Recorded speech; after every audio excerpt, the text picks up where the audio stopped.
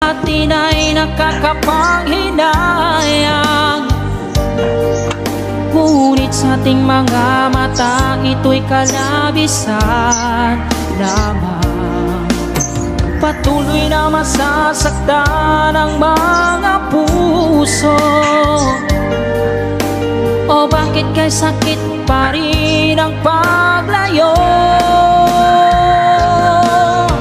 Wala ka man ngayon sa